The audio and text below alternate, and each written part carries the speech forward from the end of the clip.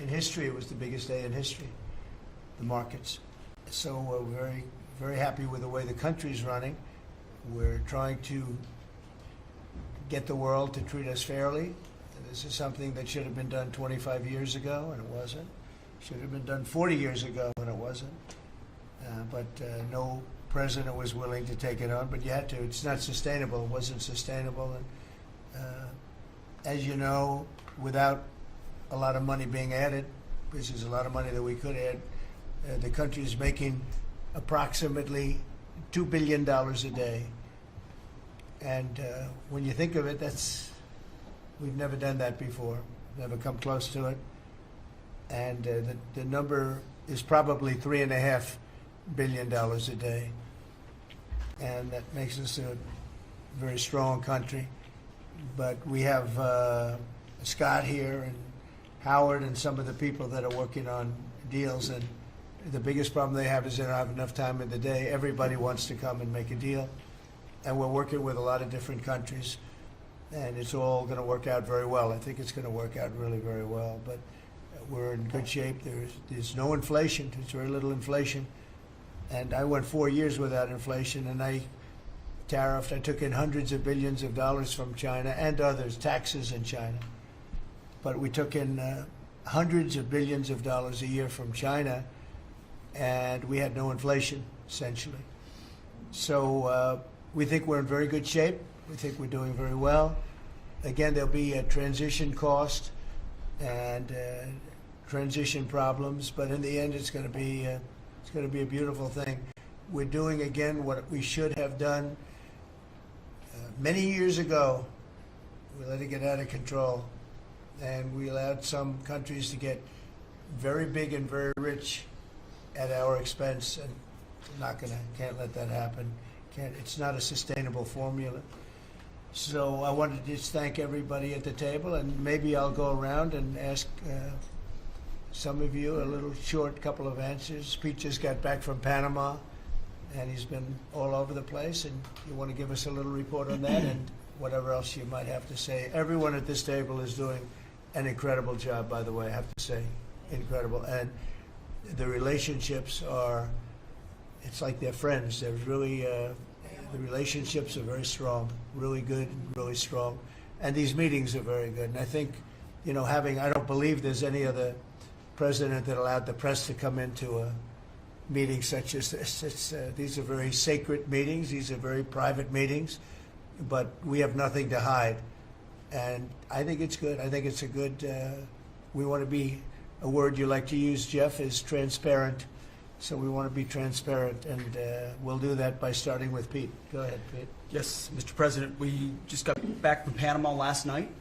We were at the Panama Canal with their Southcom commander ships, F-18s, troops, and signed a couple of historic deals. One which is with the Panama Canal Authority, a framework for U.S. vessels, first and free through the Panama Canal. Right. And then also a memorandum of understanding with their security minister for the presence of U.S. troops. Fort Sherman is an old U.S. base there, as well as their naval station and air station, jointly with Panama to secure the Panama Canal from Chinese influence. That's something you said, we're taking back the canal. China's had too much influence. Obama and others let them creep in. We, along with Panama, are pushing them out, sir. And so we had a very successful trip there. President Molino sends his regards, very complimentary of the U.S. He's a great ally, and I think they want the Communist Chinese out.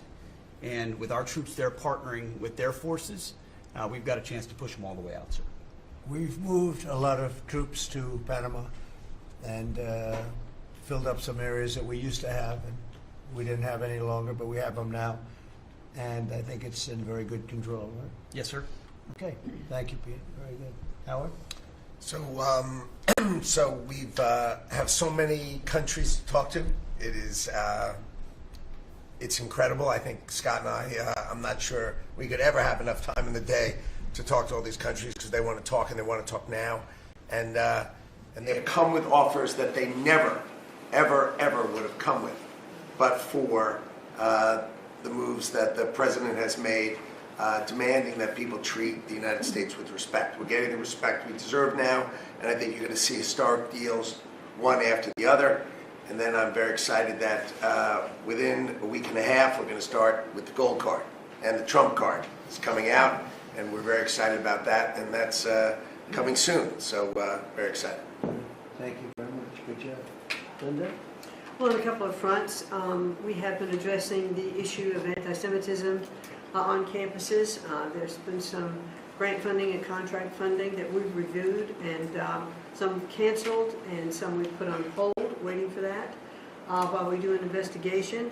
On the other side of what my responsibilities are in having education go back to the states, we're meeting and talking with governors. I was with, this week, all 50 commissioners of education around the country, and because we also want to provide them with tools and best practices as education does move back to the states. Making great progress, great response from the states, and very positive. And what about colleges? You're holding back $400 million from Columbia. From Columbia. $8 billion from Harvard. Can you imagine the money we pay Harvard? They have a $60 billion fund and we're giving them $8 billion. And we're trying to figure that out. And then they hire de Blasio, the worst mayor in the history of New York. And they hire the woman from Chicago who was a disaster, total disaster. And they pay them massive salaries. And they're supposed to be teaching you government. That's not Harvard. That's not Harvard the way it used to be. So, do you have anything to say about that? The dollars you're holding back from quite a few universities that were not behaving.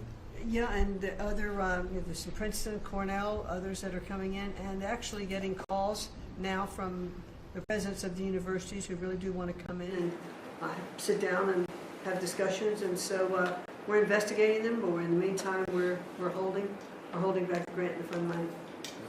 Great job. Thank you.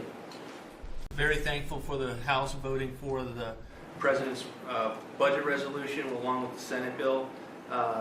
Made a ton of progress this week in working with members to ensure that a desire for flexibility in the Senate was not misconstrued as a desire not to slow and do spending reforms. And so we're very thankful for that. And now we can get after writing that bill, getting the President as big a package of his agenda to his desk. So very good week. Good. That's right. We just got the House vote, and now we're well on our way to getting, as we call it, the great big beautiful bill. It's a beauty. There's never been a bill like this one. We're trying to get it all into one beautiful bill. It's tax cuts, regulation cuts, and many other things. The border, a lot of money for the border. You're doing a fantastic job. So, but we just got a report that we, as you know, you knew before us. Were you surprised we got the vote? Got the vote. And we're happy to get the vote. So I think we're going to be in very good shape. Okay, please. Mr. President, last year the Chinese received 1,700 orders for new ships. American shipyards received 5. Under your leadership, like so many other industries, we are going to revitalize and make shipbuilding and maritime great again with these blue-collar jobs. These are the cranes, the ports, opportunity zones, and drive that investment back in. We have, under that executive order, and also one to streamline foreign military sales for people that want to buy our equipment, and of course acquisition reform, all just this week under your leadership, Mr. President. So we're going to be rebuilding our shipbuilding business. We may order, would have to go to Congress for this, but we may buy some ships from other countries that we're close to and that do great jobs with ships, but we're going to start the process of rebuilding. We don't really essentially build ships anymore, which is ridiculous. It's going to be a very big business for us in the not too distant future, but in the meantime, we have countries that do very well at building ships, and we'll be dealing with those countries, and we may be ordering top-of-the-line ships from those countries. And within a fairly short period of time, we'll be building our own ships. So we'll probably have to go to Congress for that, but we're not going to have a problem. Susie, thank you very much for the job you've done. Go ahead, please. I just wanted to make sure you know that this cabinet, I think, pretty uniquely collaborates and cooperates and works together. to accomplish all that you've asked them to do, and I think they deserve a lot of credit for that. True. You're doing a great job. The chief of staff, doing a great job. Lee, go ahead. Mr. President, the Biden EPA was strangulating the economy. The Trump EPA understands it's not a binary choice. We can protect the environment and grow the economy. Working with DOGE and Elon Musk, we've now canceled $22 billion worth of grants, and we have launched what is the largest deregulatory action in the history of the country, just in one agency. That's how much of a mess the Biden EPA left us. It is going to end up reducing the cost of living. It's going to create jobs. It's going to make it easier to purchase a car. It will be easier to heat your home. We're proud of this effort. The effort that we have is fulfilling the mandate that you earned from the American public. Clean air, land, and water for all Americans, unleashing energy dominance, permitting reform, advancing cooperative federalism, making America the AI capital of the world, and bringing back American auto jobs. When you called me that day asking for me to take this position, I was honored. And you were very specific and clear in what you wanted us to accomplish. We understand our mission, and at the Trump EPA, we're going to make you proud. Great job. You're doing a great job. And you have a lot of applications for approvals for power plants, which are going to really power the regular plants, and they're going to be right next to each other because we can't rely on our grid. It's old and it's tired, and it's, you know, very subject to being attacked, whether by rain or by bombs or by anything else. And we're letting people build their own power plants, and these are a lot of them being built with the AI and beyond the AI chips, and we're letting them build their own power, and never been done before, and we're going to get it done quickly and approved quickly as part of a plant. They'll have a sort of be their own power company, and it's very exciting. They couldn't believe it when I told them that. I said, we're going to get you the approvals very fast as part of your regular plant. You're going to build electric producing plants, and it's very exciting. And they're able to do it very quickly and very well, and you made it possible. Thank you. You have a lot of applications for some of the biggest plants that have ever been built in the world. These are serious plants, aren't they? Huh? Approved. We are open for business. Working with Secretary Burgum, Secretary Wright, we are going to make you proud. Good. Sean? First off, Mr. President, it's Brooke's birthday today, so he's getting younger, so happy birthday to Brooke. Thank you. I want to thank you as well for the shipbuilding at EO. Again, to build ships, we also need mariners to sail those ships. I was just up at Kings Point for the Merchant Marine Academy a couple days ago, and we have some of the greatest young men and women who are learning how to be mechanical engineers, to rebuild and fix the engines on those ships, but also how to sail ships. I would tell you that over the past decades, this academy has become, it needs some love. It's been a little bit dilapidated. We have to invest in sailors, and I appreciate you taking the initiative. To be a global power, we have to build ships and have sailors to sail those ships.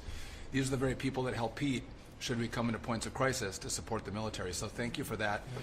Number two, the last administration announced 3,200 projects, big, beautiful roads and bridges. Most of them are good.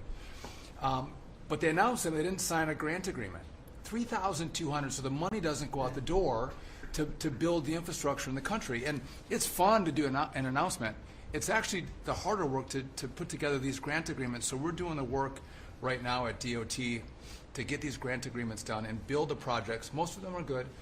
And they also put in all of this green and social justice requirements on roads and bridges. We're pulling all that out and putting the money toward the infrastructure, not the social movement from the last administration. Good steel, right, as opposed to green paper mache. Okay, thanks. Great job. Sir, first, we are, I would say, more than friends. We've all become family, and I think that what you have assembled in your vision is a turning point and an inflection point in American history. And so just being a part of that is the greatest honor. So thank you for that. And again, just the relationships here and the honor and respect we have for each other is a reflection of you and your leadership. So I just wanted to say that first. The second thing I want to say is that on behalf of the farmers and ranchers, food security is national security.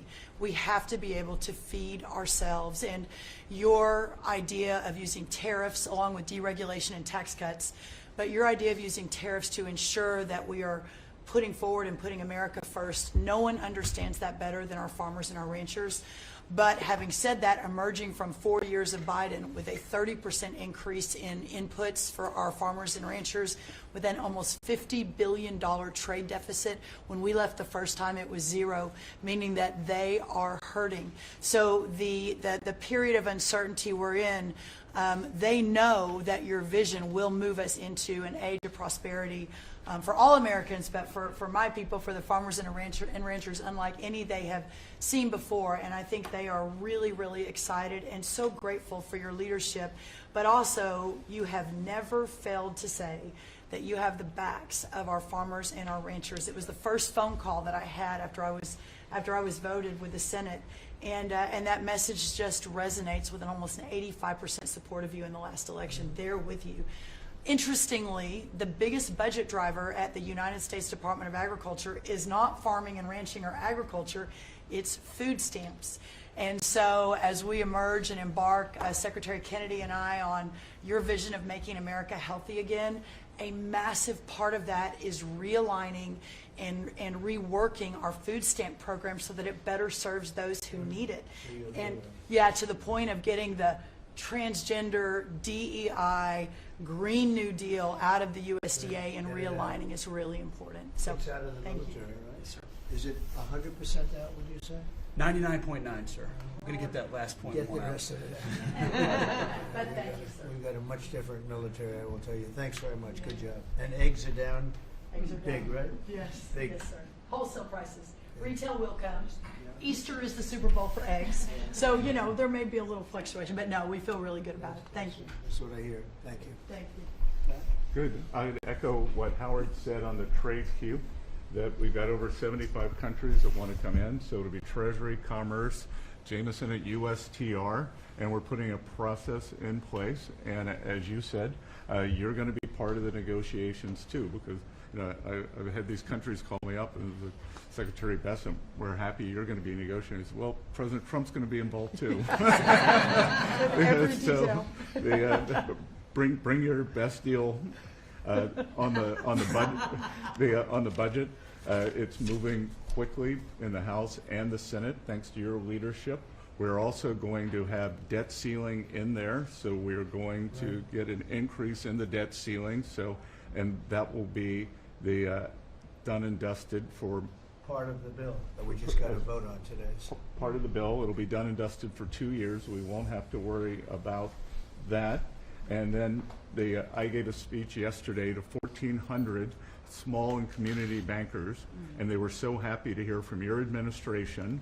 And I told them Wall Street's done great for the past 4 years, 10 years, 20 years. It can continue doing great, but it's Main Street's turn now, and it's those small bankers through deregulation, through emphasis on Main Street, your Main Street agenda, bringing back jobs, that is going to power the smaller communities. And then finally, the bond auction went very well yesterday. We had a lot of foreigners show up as the support, showing that the U.S. is still the best place to invest. The inflation report, as you said, was quite good. And energy prices are down more than 20% since January 20th. Amazing. great. Very good numbers. Great number. Thank you. Pam? President, we've had some great wins in the last few days. That you were overwhelmingly elected by the biggest majority. The U.S. Americans want you to be president because of your agenda, and the courts are ruling that you have the authority to determine how the money of this country will be spent. That's what the American citizens wanted, and that's what they're getting. An example of that Friday was the Department of Education, that you can determine how the money will be spent. No more DEI. And that impacts every agency across the board. On the civil side again, NLRB, we had a big win in the Supreme Court there. OPM, a big win there, but also 16,000 workers there. But also on the criminal side, the Alien Enemies Act, we are winning there. And you know, your directive to me was to keep America safe, and that's what we're doing. Whether it's the alien enemies, all of these gangs, and they are enemies of our country. They are terrorists, they are organized crime, they have come here, they are extremely organized, they are spread throughout our country, and they are creating terror. And no more under your directive. And that has stopped. Yesterday in South Florida, we charged 11 defendants with $500 million of pure cocaine coming into our country to kill our kids. They were caught. They will be prosecuted to the fullest extent of the law. These gang members are going back to where they came, or they're going to an El Salvador prison at your directive. And you know, you also gave us a directive to prosecute the people who are going after Tesla to the fullest extent of the law, some of the greatest police work I've seen. We've made 4 arrests. There will be no negotiations at your directive. They're all looking at 20 years in prison, and within the next 24 hours, you're going to be seeing another huge arrest on a Tesla dealership, President. And that person will be looking at least 20 years in prison with no negotiations. That's great. That's great. That will stop it.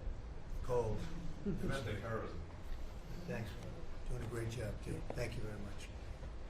Lori, please. Mr. President, accountability matters. That's what we're recognizing. With our partners at the Department of Labor for Government Efficiency, just a few weeks ago, we realized there's about $4.4 billion in COVID funds that were not used, that the state coffers were just holding on to. Out of that, we've returned $1.4 billion back to the state treasury, so essentially to the American people, and we'll go back and claw the rest of those billions of dollars back. And on the heels of that, late last night, we're understanding unemployment insurance fraud. That trust needs to be whole for the American people. When we need it for who deserves it. That's not what we're seeing in the numbers that we saw last night, again, exposed by our partners at DOGE, at the Department of Labor. Since 2020, over $400 million of payments have gone out already. And when you hear these numbers, apparently in the United States, we have over almost 25,000 people who are over 115 years old who are collecting $59 million that we have sent out to people. Talk about fraudulent behavior.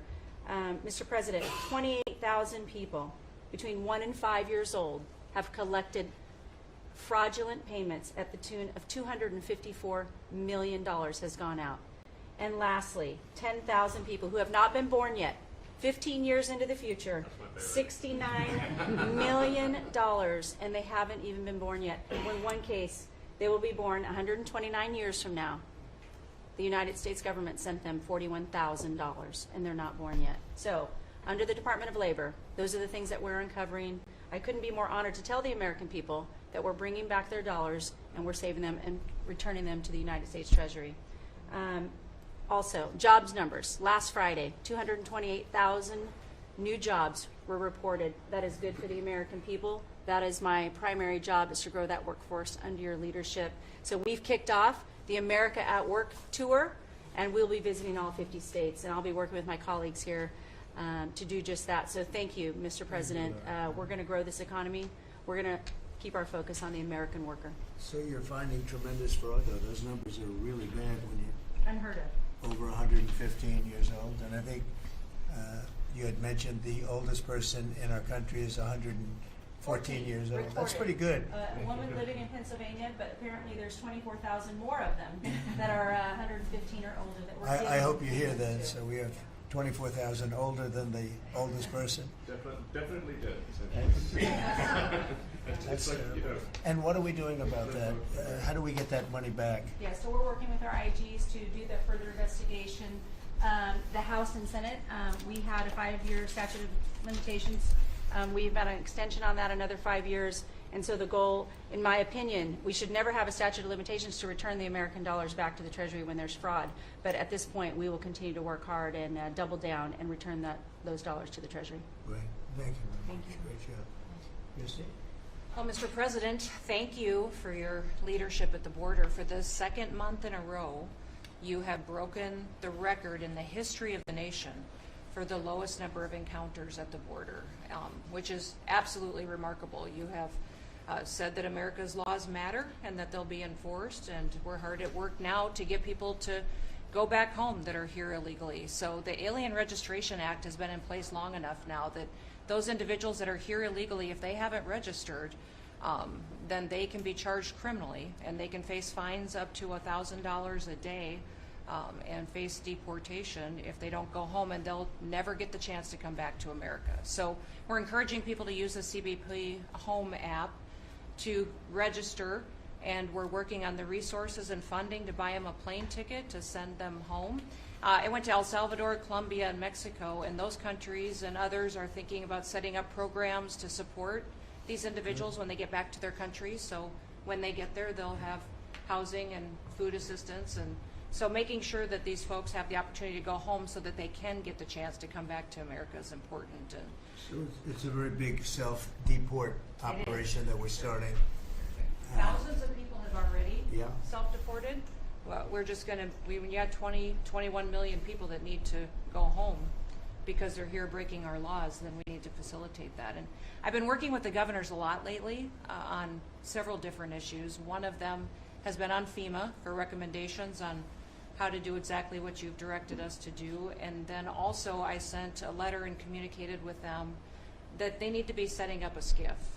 Some of our governors don't have secure facilities to have national security issues. I think one of the jobs Homeland Security has is to give communication down to states, to local cities and communities. And so recommending they get a SCIF, they have secure comms with them at all times or nearby so that they can have national security conversations, and then to have somebody in their office designated that is their communications person. A lot of them have emergency management officers, but they don't necessarily have somebody designated when it comes to a national security issue that we may need to communicate with them on. And I think American people need to know that Real ID will be required to travel on May 7th. So those governors have been notified to communicate that at home. We don't want anybody to get delayed and not be able to travel when they get to an airport. And this will also help us bring integrity back to all of our IDs and how they're used for issuing driver's licenses. And governors know how I feel about making sure their driver's licensing system has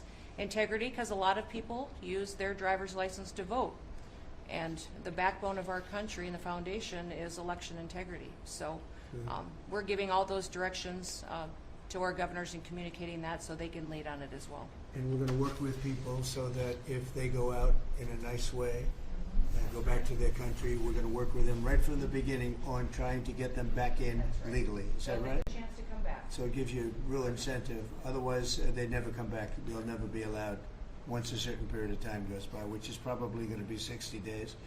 We're also going to work with farmers that if they have strong recommendations for their farms for certain people, we're going to let them stay in for a while and work with the farmers and then come back and go through a process, a legal process. But we have to take care of our farmers and hotels and various places where where they need the people. And we're going to be working with you very carefully on that. So a farmer will come in with a letter concerning certain people saying they're great, they're working hard. We're going to slow it down a little bit for them. And then we're going to ultimately bring them back. They'll go out, they're going to come back as legal workers. Okay? Yes, sir. Thank you. Which I think will be I think it's very important to do. Okay, thank you very much. Great job. Jameson, I watched you testify for the last couple of days. You were on every night at 3 o'clock in the morning. And you did great. You were fantastic. Thank you very much. It's just what I like to do for fun, sir. You've been keeping us very busy. Last week, you started a reordering of international trade, something that hasn't happened for 80 years, something that should have happened decades ago. And you know that. You've known that for a long time. That's why you have us all working on this. You came into an emergency situation where President Biden left us with a $1.2 trillion trade deficit. It's the largest of any country in human history, the largest. So you declared an emergency, you took action. You said the largest in history, right? In history. There's never been anything like what he left us. He left us a mess. His whole administration was a mess. So go ahead. So you declared an emergency, you imposed a trade action, so now you have a tariff on the world, it promotes U.S. manufacturing, it protects U.S. workers, and you've also given room for negotiation during this time so we can open export markets for our farmers and other producers and American workers. And this is why the unions vote for you, this is why the workers vote for you, this is why the families want you to be the president, because you're standing up for American workers and American communities. We've had countries come in over the past couple of weeks that represent more than half of global domestic GDP, more than half. That's who's coming in to talk to you and to your advisors about how to have reciprocal trade, how to have fair trade. Would have happened without you. Thank you very much. Great job. Lovely lot. Well, thanks to your fantastic leadership, this amazing cabinet, and the very talented DOGE team, I'm excited to announce that we anticipate savings in FY26 from reduction of waste and fraud by $150 billion. And I mean, and some of it is just absurd, like people getting unemployment insurance who haven't been born yet. I mean, I think anyone can appreciate whether, I mean, come on, that's just crazy. So, you know, some of these things, people ask me like, well, how are you going to find waste and fraud in the government? I'm like, well, actually just go in any direction. That's how you find it. It's very common. it's, as the military would say, target-rich environment. So I think we're doing a lot of good and an excellent collaboration with the cabinet to achieve these savings. And it will actually result in better services for the American people, and that we're going to be spending their tax dollars in a way that is sensible and fair and good. And your people are fantastic. In fact, hopefully they'll stay around for the long haul. We'd like to keep as many as we can. They're great, smart, sharp, right? Finding things that nobody would have thought of. Very computer savvy. Yes. We're working with hard to get the Trump Gold Card operational, hopefully in the next week or so. That'll be very exciting. It's Really exciting. It's a pathway to citizenship into the United States. I think it's a big deal. Yep, it's a big deal. Thank you very much. Great job you're doing. Thank you, sir. Thanks to your leadership and setting the mandate of transparency and accountability across the U.S. government. I'm bringing that transparency and accountability to the intelligence community, first and foremost, to make sure that you and your cabinet have that real-time, relevant, apolitical, objective intelligence to best inform whether it's negotiations for peace, negotiations around tariffs, the great work that you are leading around the cabinet today. Secondly, working with Department of Homeland Security and the FBI to increase our information sharing to achieve your goal of countering the narcotic trafficking and our ability to go after cartels now designated as foreign terrorists. I met with the National Sheriff's Association this week, being able to work to make sure that the information that they are getting on the ground, that local law enforcement is getting on the ground, is being fed back up through to our National Counterterrorism Center, and that we have all of the federal agencies, state and local law enforcement, all on the same page as we are working to make our country safe again. And lastly, sir, as you know, declassification and rooting out weaponization and politicization of the intelligence community is a huge priority. You know more than anyone else the very dangerous and negative consequences of that. I've got a long list of things that we're investigating. We have the best of the best going after this. Election integrity being one of them. We have evidence of how these electronic voting systems have been vulnerable to hackers for a very long time and vulnerable to exploitation to manipulate the results of the votes being cast, which further drives forward your mandate to bring about paper ballots across the country so that voters can have faith in the integrity of our elections. And lastly, we've been scanning. I've had over 100 people working around the clock to scan the paper around RFK, Senator Robert F. Kennedy's assassination, as well as Martin Luther King Jr.'s assassination. These have been sitting in boxes in storage for decades. They have never been scanned or seen before. We'll have those ready to release here within the next few days. That's great. Bobby, how do you feel about that? That's hitting, I'm very gratified to hear. That's hitting close to home, isn't it? Yeah, no When you kidding. think, I'm thinking about Bobby when that statement's made. I'm very grateful to you, Mr. President. you'll let Bobby see some of this, because, you know, it's very personal stuff. But it's time. I've asked him, and his response is, put it out. The world needs to know the truth.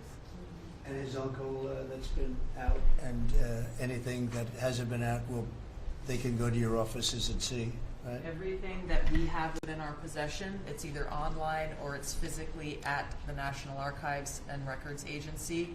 We also have hunters going out, Mr. President, and looking in the storage lockers at FBI and CIA and other agencies, specifically to find if there is anything else that has not been reported. We're actively going out and trying to search out the truth.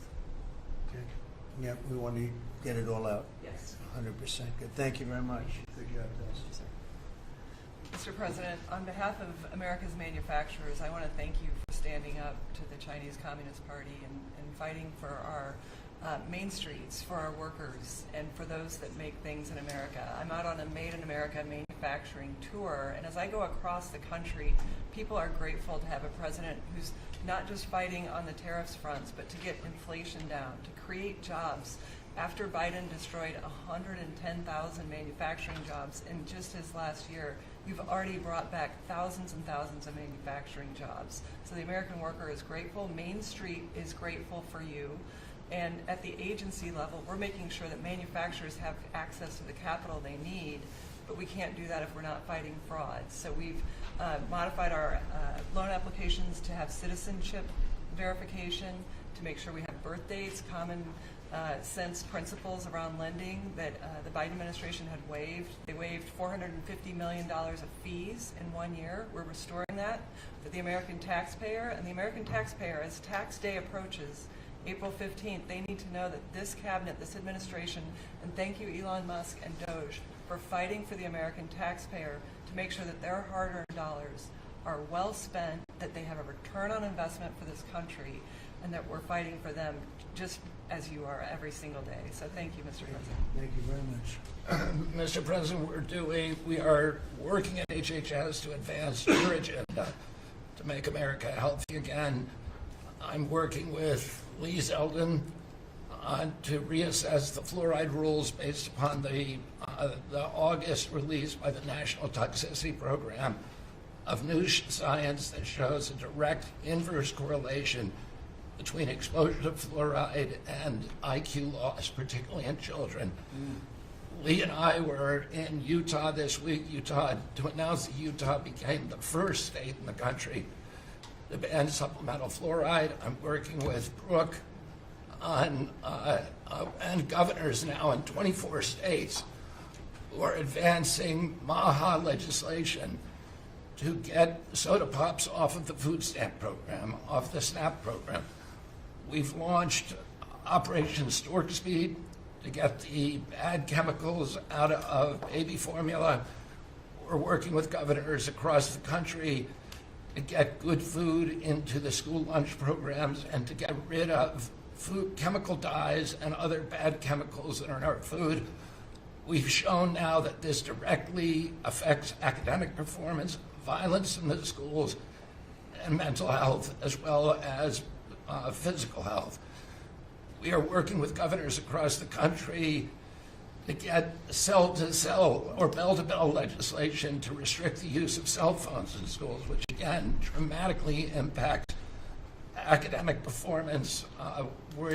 Today we announced a dramatic reduction in animal testing at NIH and FDA. We're going to switch over to AI, which we've now found is much more precise in identifying the impacts of toxics in various products. We're working with Elon, who's done an incredible job to eliminate the redundancies and to streamline operations at all the health agencies and to recalibrate our trajectory to your agenda of making America healthy again. And finally, the CDC has done an amazing job at getting the measles outbreak under control. We have about 680 cases now in 22 states. compared to the same outbreak in Europe, which is 127,000 cases and 37 deaths. Our numbers in this country have now plateaued. And I want to thank CDC for that. And we're trying to refocus the press. We've had 3 measles deaths in this country over 20 years. And we're trying to refocus the press to get them to pay attention to the chronic disease epidemic as you've asked us to. We have now 38% of American youth are pre-diabetic. This was unknown 30 years ago. Every child that becomes diabetic, there should be a headline about them. We have 100 million adults who are pre-diabetic or diabetic. And we have, we have now, the autism rates have gone from now most recent numbers we think are going to be about 1 in 31. 1 in 12, so they're going up again from 1 in 10,000 when I was a kid. And we are going, at your direction, we are going to know by September. We've launched a massive testing and research effort that's going to involve hundreds of scientists from around the world. By September, we will know what has caused the autism epidemic, and we'll be able to eliminate those exposures. So big. Think of that. So it was 1 in 10,000 children had autism, and now it's 1 in 31. Not 31,000, 31. That's a horrible statistic, isn't it? And there's got to be something artificial out there that's doing this. So you think you're going to have a pretty good idea, huh? We will know by September. There will be no bigger news conference than that. So that's it. If you can come up with that answer where you stop taking something, you stop eating something, or maybe it's a shot, but something's causing it. It can't be from 10,000 to. Can you imagine that, Marco? That's a big number. Thank you very much. You're doing great. Thank you, Bobby. Please.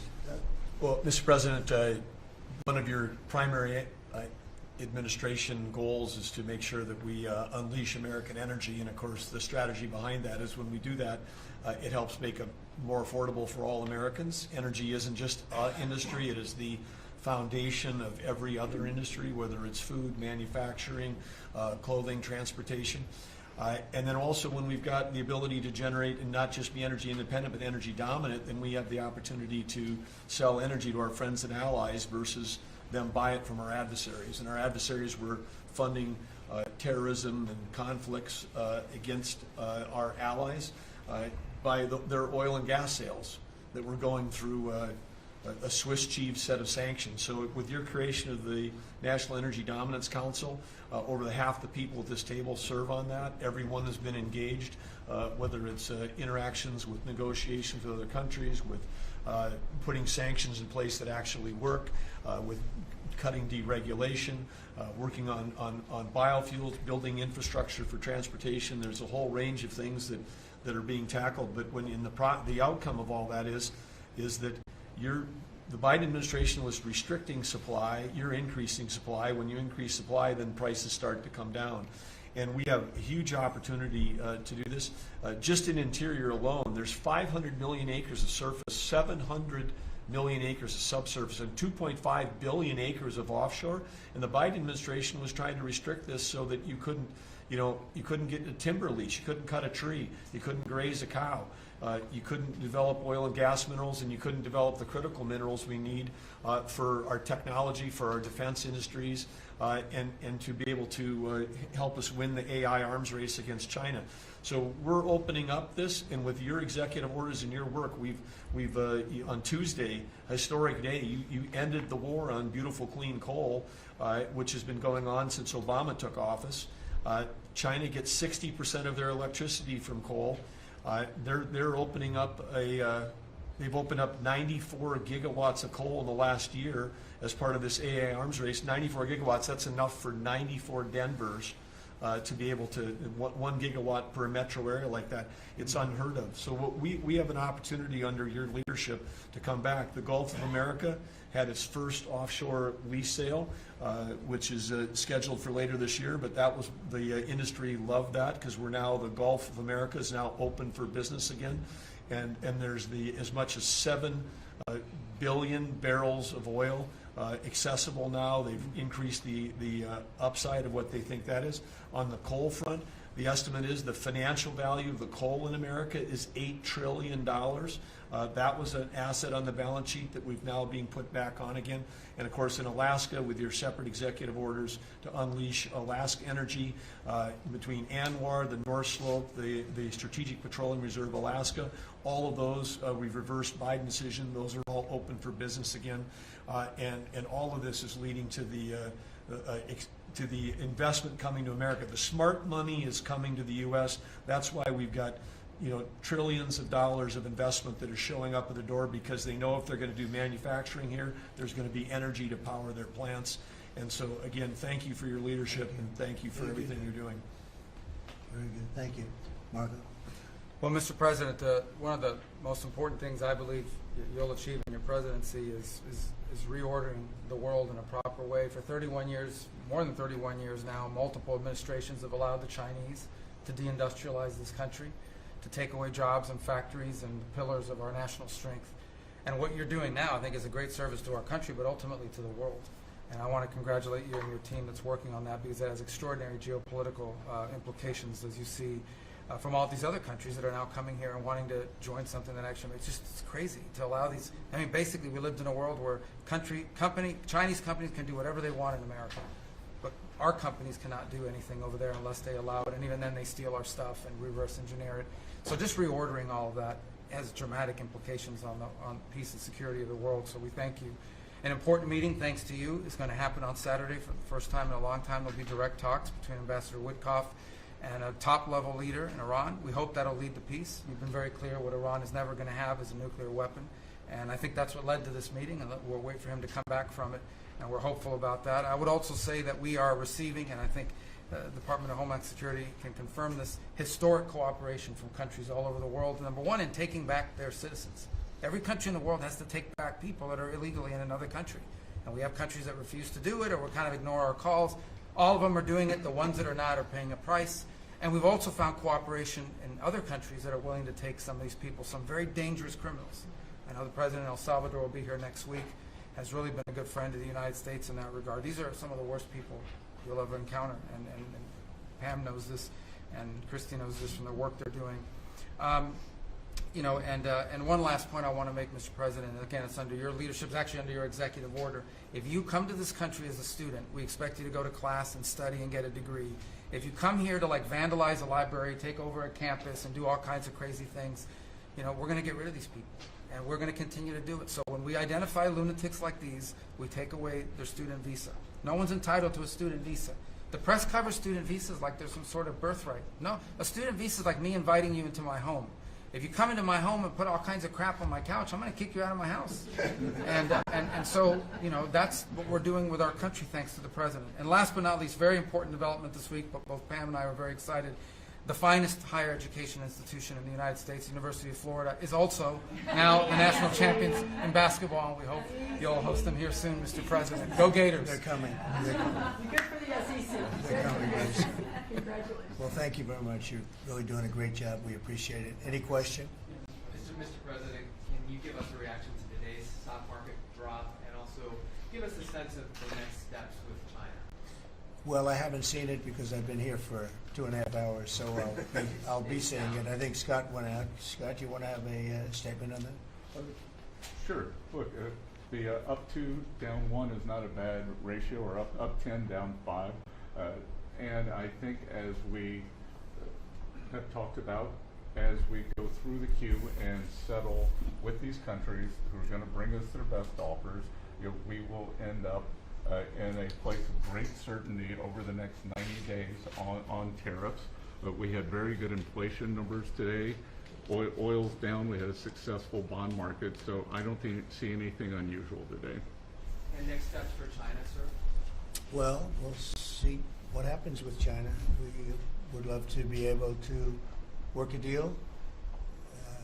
They've really taken advantage of our country for a long period of time. They've ripped us off beyond nobody. How people stood for it, sitting in my position, is not even believable. And we're talking about many presidents, not just a couple. But they did, and all we're doing is putting it back in shape. We're resetting the table. And I'm sure that we'll be able to get along very well. I have great respect for President Xi. He's been, in a true sense, he's been a friend of mine for a long period of time. And I think that we'll end up working out something that's very good for both countries. I look forward to it. Mr. President, China retaliated today by reducing the number of American films that can be shown there. What's your reaction to them now targeting cultural exports from the United States? I think I've heard of worse things.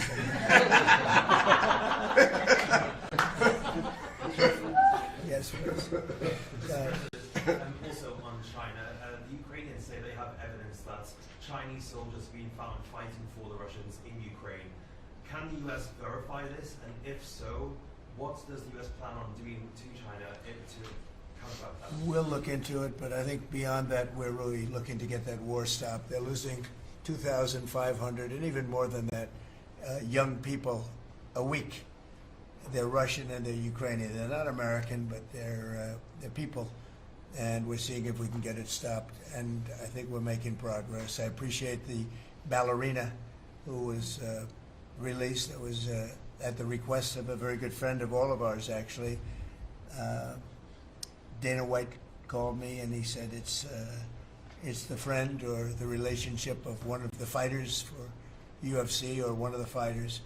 And Dana's an incredible guy, and we spoke to President Putin about it, and they made a deal. They released the young ballerina, and she is now out, and that was good, so we appreciate that. We hope that we're going to be able to make a deal relatively soon with Russia and Ukraine to stop the fighting.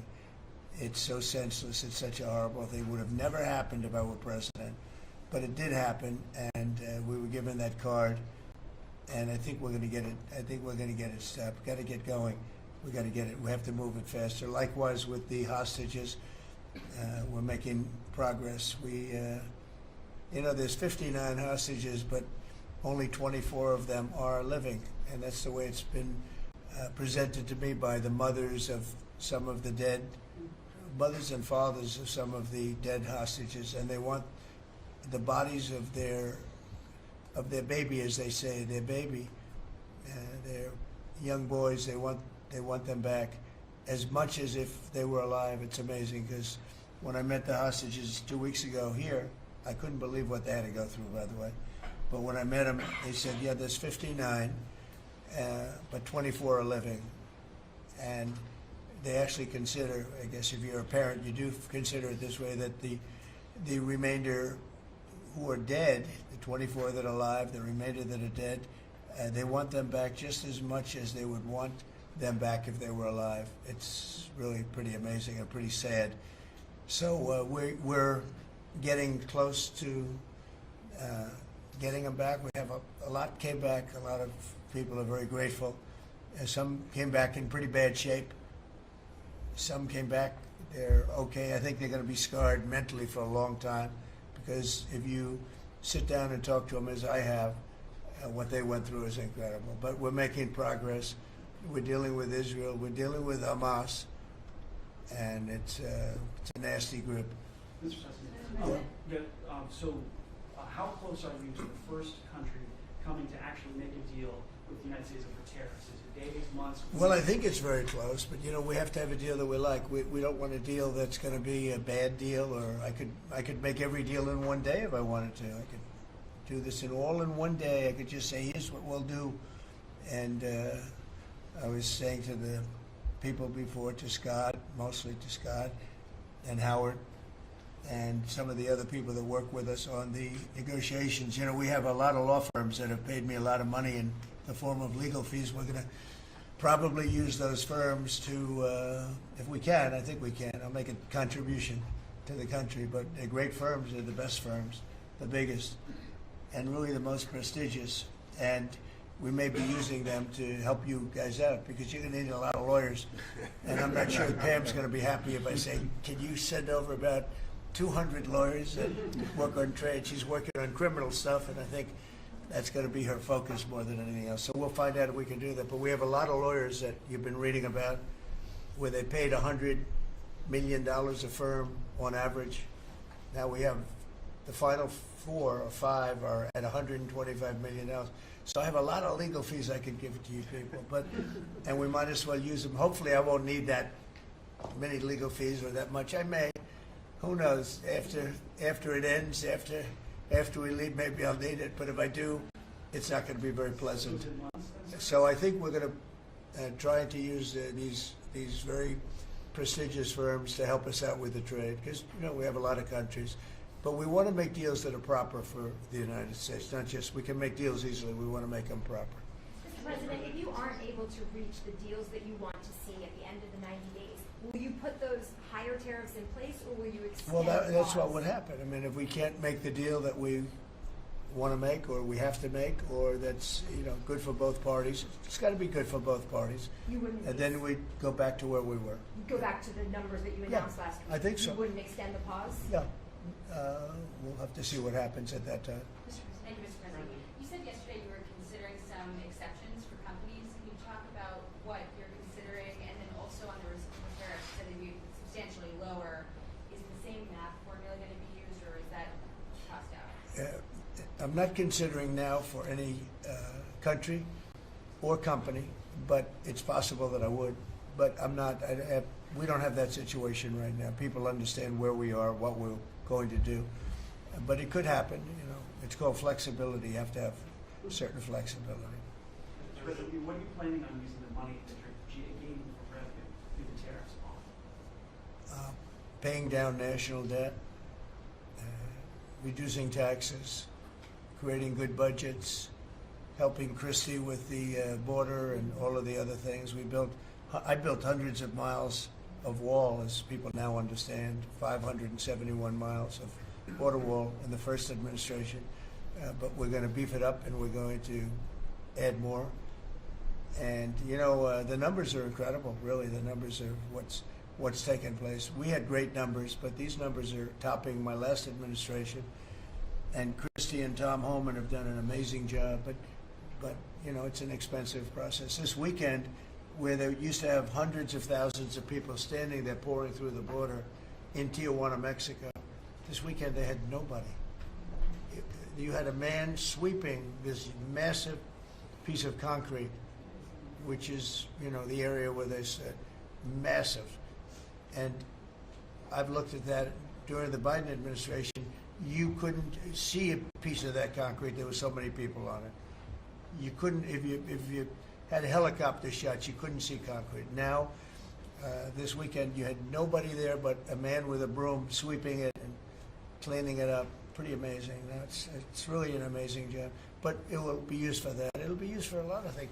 It'll be used by the Department of Justice for doing a great job. Pam is doing a fantastic job. So it's going to be used for a lot of different things. Mr. President, on the 10% tariff, is that a basement? Is that the It's a floor? baseline.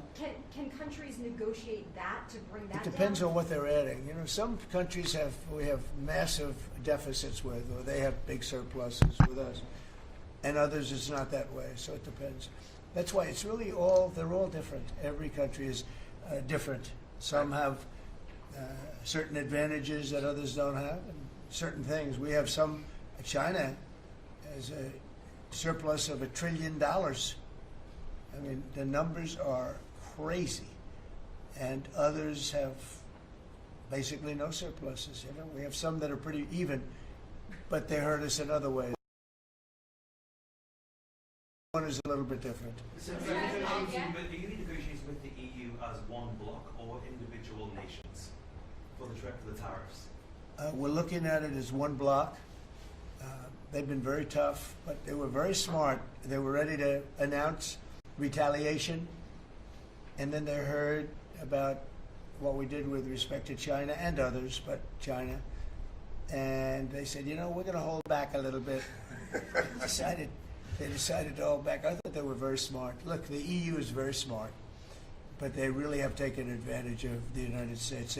They were formed for the purpose of taking advantage of the United States. And I don't blame them, and I don't blame China. I don't blame anybody. I blame the people that were sitting at that desk in that other beautiful Oval Office for allowing it to happen. Many presidents I blame. They should have never allowed it to happen. And I'm doing something that a lot of them wouldn't want to do.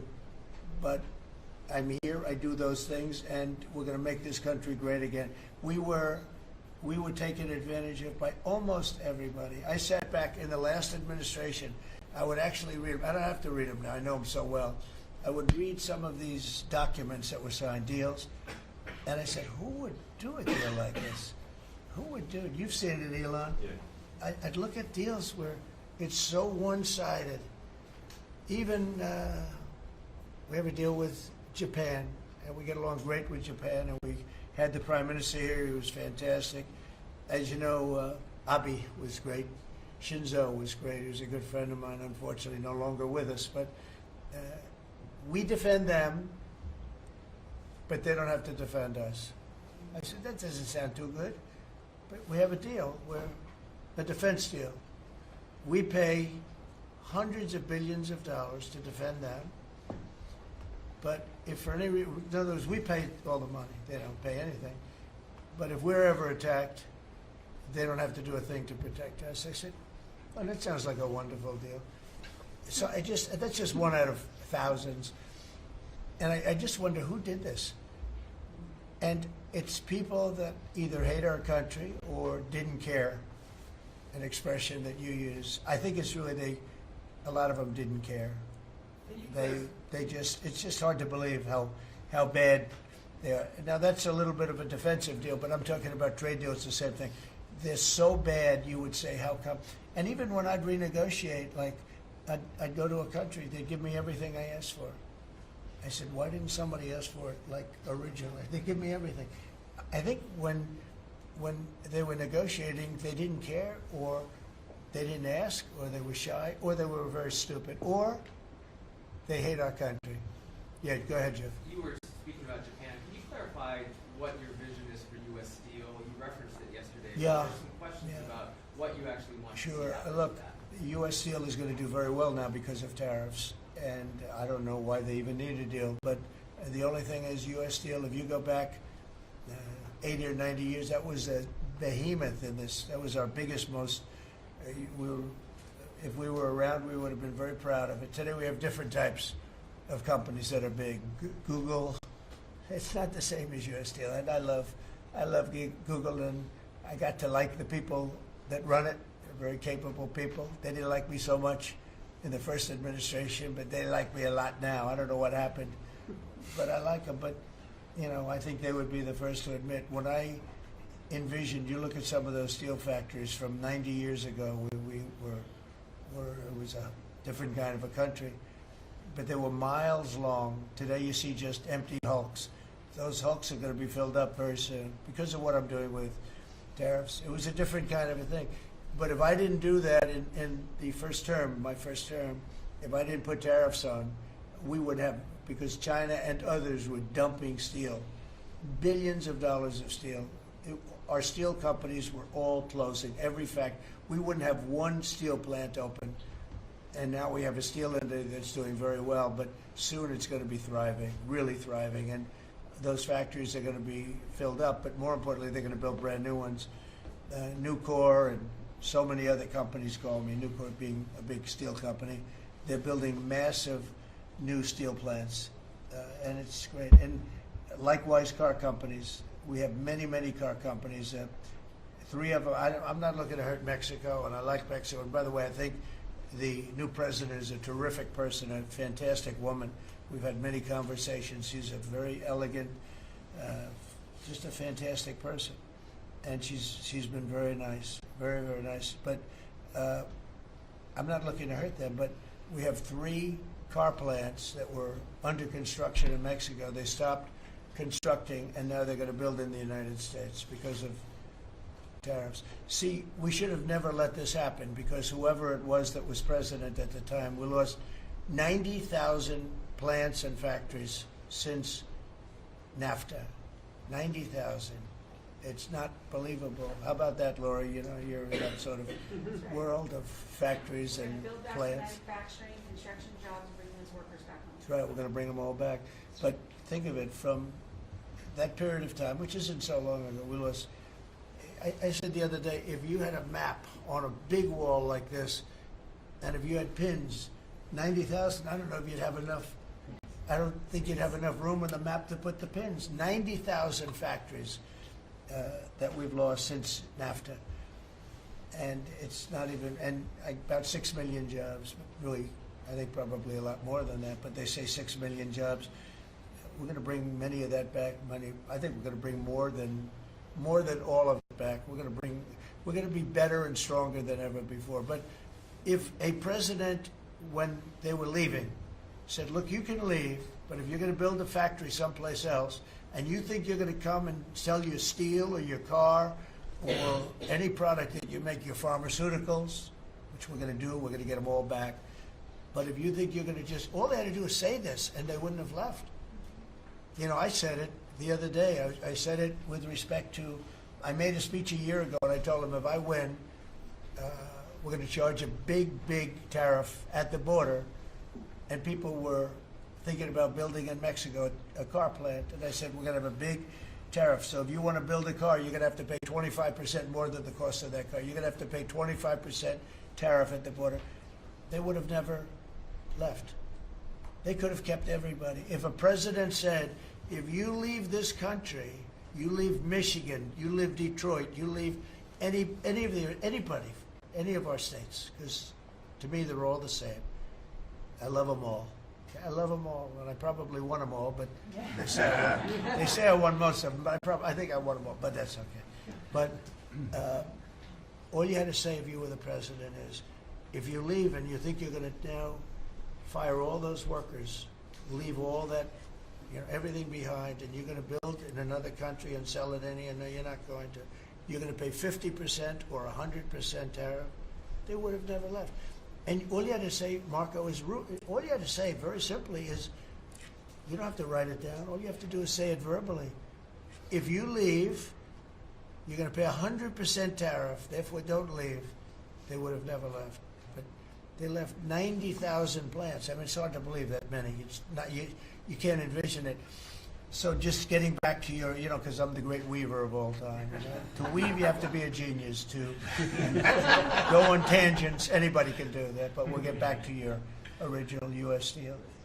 U.S. Steel is a big name in this country.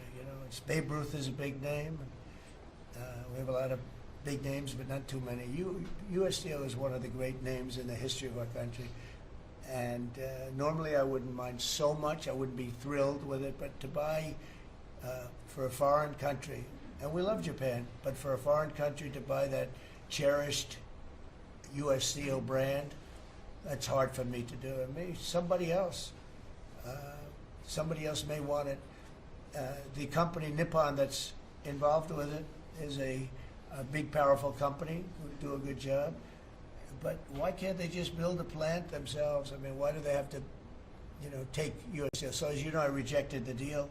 Now they've come back in a different form. They're coming back as an investor. And, I feel better about that, I guess. But, I know them very well. I know the thinking. It's the investor. They'll invest, and somebody else maybe is sitting in this chair, and they will no longer have an investment. They'll have the whole thing. That's the way it works here. Very smart. They're very, very smart people. We're dealing with very smart people throughout the world. Great geniuses, actually. Look what they've done to our country. And again, I don't blame China. I don't blame anybody. If I could have done it, if I were in that position, I'd have great respect. I have great respect for the people. They ripped off the United States, and all we had to do, have a president that knew what the hell was going on. And none of those countries would have left. Those companies, none of them would have left. So that's a little lesson in basic business. And it's really basic business. It's not complicated business. It's very basic business. And we'd have every one of those car plants going just the way they were 30 years ago. None of them would have left, but now they're coming back. Mr. President, the Labor Department has confirmed that $400 million went to fake people for unemployment benefits. Yeah. What's sort of your initial reaction? I think it's terrible. I just heard it from Lori, and I appreciate it, and you heard it from Elon's people, right? That's right. Elon's done a fantastic job. Look, he's sitting here, and I don't care. I don't need Elon for anything other than I happen to like him. But I'm telling you, this guy This guy did a fantastic job. I don't need his car. I actually bought one because, and they said, oh, did you get a bargain? No. I said, give me the top price. I paid a lot of money for that car. But honestly, he makes a great car. You know what I do with it? I let the people in the office drive around in it. Margot and Natalie, they're all, Chamberlain, they're all driving around the most beautiful car. It's gorgeous. But I did that as a sign of, just a show of support. Numerous people have done that. Just a show of support. Because, you know, he's done a fantastic job, but he hasn't been treated properly. Hasn't been treated properly. Yeah. Mr. President, can you talk to us about your communications with China? Has President Xi reached out at all since the terror? Well, I don't want to say who's reached out. I just say that I think it's going to work out, hopefully well. They're very big. It's hard to get over, if you're me, what they've done to our country. They've destroyed our economic base to a large extent. The good news is we're very vibrant, and we're going to get it back fast. We already have. Look, we're making $2 billion a day now, and during Biden, we were losing $3 billion a day. Biden was a disaster. He was the worst president in the history of our country. And you know, to me, worse than that, because the money you can make if you have the right guy in this position, worse than that was what they did on the border. By allowing the jails of the world, not South America, all over the world, to be opened up so that we take everybody from Africa, Asia, South America, Europe, the bad ones. They opened up their jails and they dumped them in the United States. And now this beautiful young woman who seems to be, boy, she loves what she does, though. I think she loves what she does because she's a patriot. She hates to see it. And Tom and all the people. But for us to spend, you know, hundreds of billions of dollars, this is just, I don't know. Either, again, they either hated the country. Who would do this? Who would want millions of people to pour through an open border? We have no idea who the hell they are. And just walk right through. And half of them, whether you like it or not, you could look at them and you could say, they are not going to help us. These are some rough people. But they'd empty out their jails, and they'd empty out their mental institutions, insane asylums, and they let them into the United States of America. And inflation we can fix, and all of the other things we can fix. We'll get it going.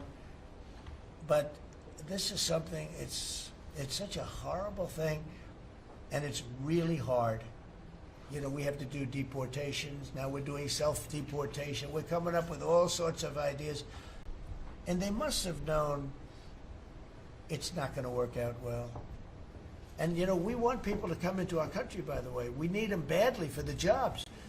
But we want them to come in legally. They have to come in legally. They have to show that they can love our country. Thank you very much, everybody. Thank you.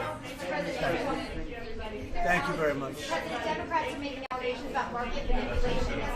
Thank you. Very little inflation. Energy costs are down. Interest rates are probably down. They scatter, but they're probably down. Prescription drug prices are even to down. We're doing very well. It's been amazing. We had a big day yesterday. There'll always be transition difficulty, but we had in history, it was the biggest day in history, the markets. So we're very, very happy with the way the country's running. We're trying to get the world to treat us fairly. This is something that should have been done 25 years ago, and it wasn't. Should have been done 40 years ago, and it wasn't. But no president was willing to take it on, but you had to. It's not sustainable. It wasn't sustainable. And as you know, without a lot of money being added, this is a lot of money that we could add, the country is making approximately $2 billion a day. And when you think of it, we've never done that before, never come close to it. And the number is probably $3.5 billion a day. And that makes us a very strong country. But we have Scott here and Howard and some of the people that are working on deals, and The biggest problem they have is they don't have enough time in the day. Everybody wants to come and make a deal. And we're working with a lot of different countries, and it's all going to work out very well. I think it's going to work out really very well. But we're in good shape. There's no inflation. There's very little inflation. And I went 4 years without inflation, and I tariffed. I took in hundreds of billions of dollars from China and others, taxes in China. But we took in hundreds of billions of dollars a year from China, and we had no inflation, essentially. So we think we're in very good shape. We think we're doing very well. Again, there'll be a transition cost and transition problems, but in the end, it's going to be a beautiful thing. We're doing again what we should have done many years ago. We let it get out of control, and we allowed some countries to get very big and very rich at our expense, and can't let that happen. It's not a sustainable formula. So I wanted to just thank everybody at the table, and maybe I'll go around and ask some of you a little short couple of answers. Pete just got back from Panama, and he's been all over the place, and you want to give us a little report on that and whatever else you might have to say. Everyone at this table is doing an incredible job, by the way, I have to say. Incredible. And the relationships are, it's like they're friends. They're really, the relationships are very strong, really good and really strong. And these meetings are very good. And I think, I don't believe there's any other president that allowed the press to come into a meeting such as this. These are very sacred meetings. These are very private meetings. But we have nothing to hide. And I think it's good. I think it's a good, we want to be, a word you like to use, Jeff, is transparent. So we want to be transparent, and we'll do that by starting with Pete. Go ahead, Pete. Yes, Mr. President, we just got back from Panama last night. We were at the Panama Canal with their Southcom commander ships, F-18s, troops, and signed a couple of historic deals. One which is with the Panama Canal Authority, a framework for U.S. vessels, first and free through the Panama Canal. Right.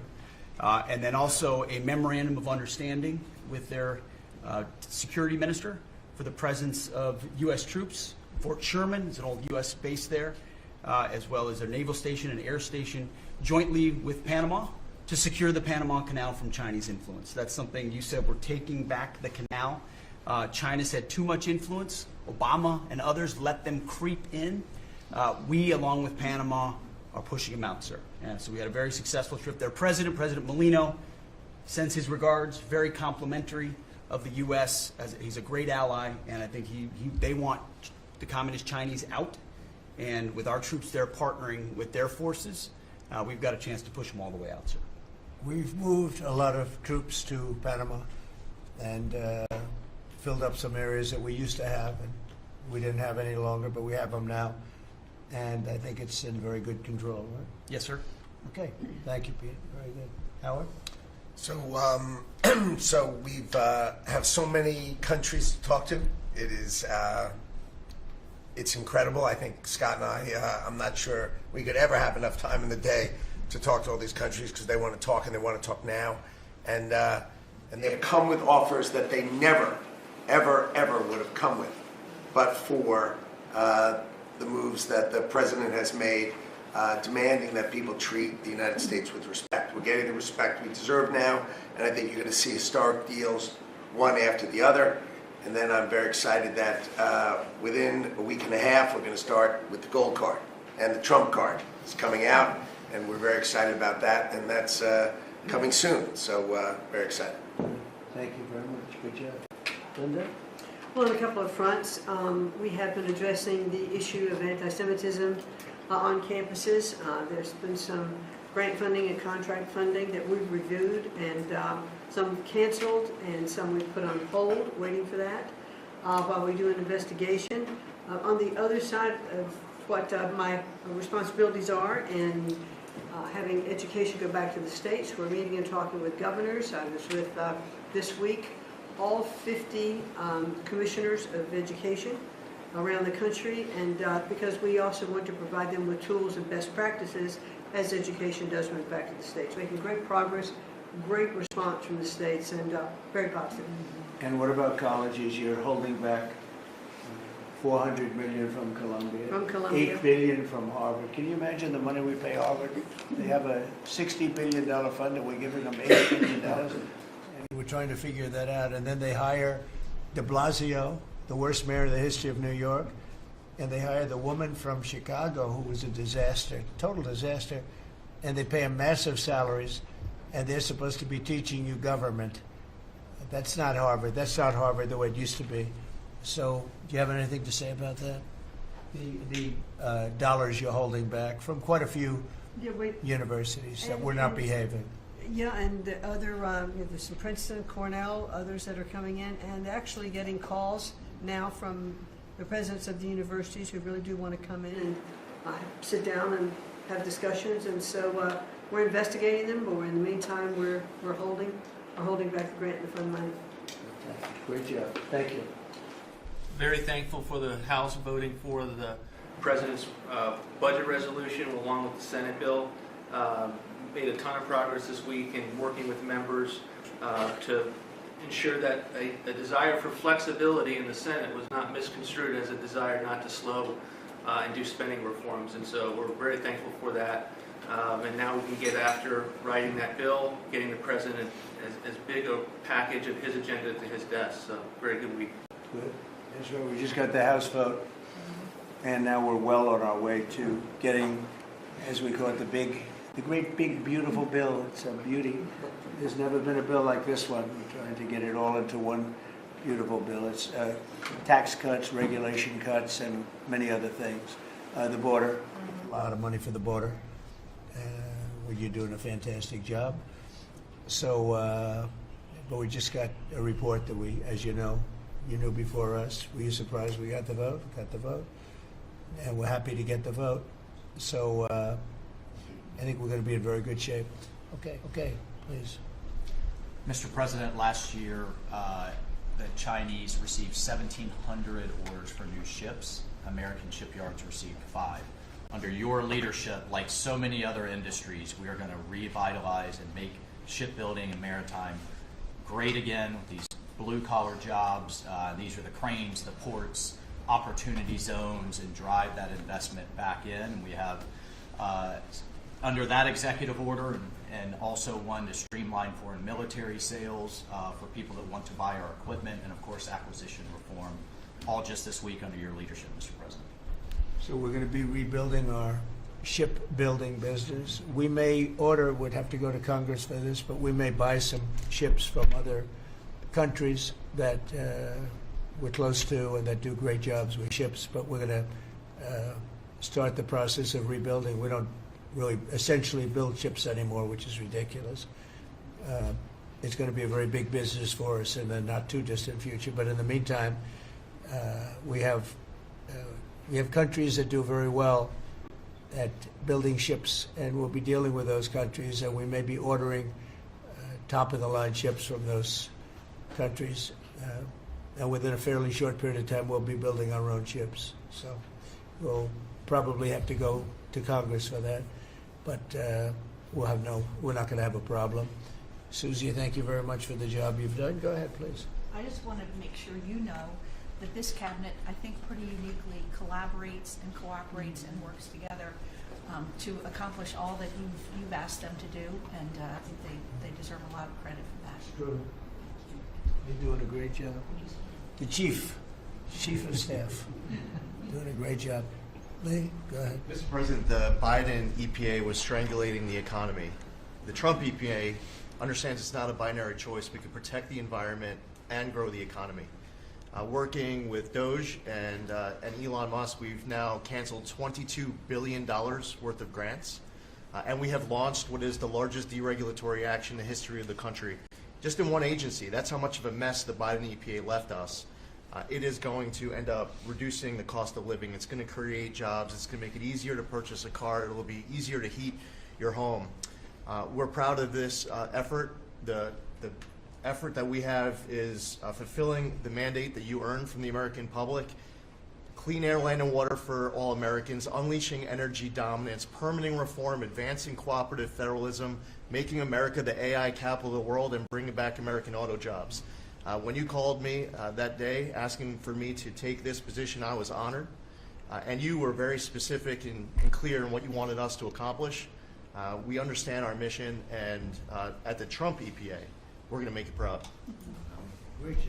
You're doing a great job. And you have a lot of applications for approvals for power plants, which are going to really power the regular plants, and they're going to be right next to each other because we can't rely on our grid. It's old and it's tired, and it's, you know, very subject to being attacked, whether by rain or by bombs or by anything else. And we're letting people build their own power plants, and these are a lot of them being built with the AI and beyond the AI chips, and we're letting them build their own power, and never been done before, and we're going to get it done quickly and approved quickly as part of a plant.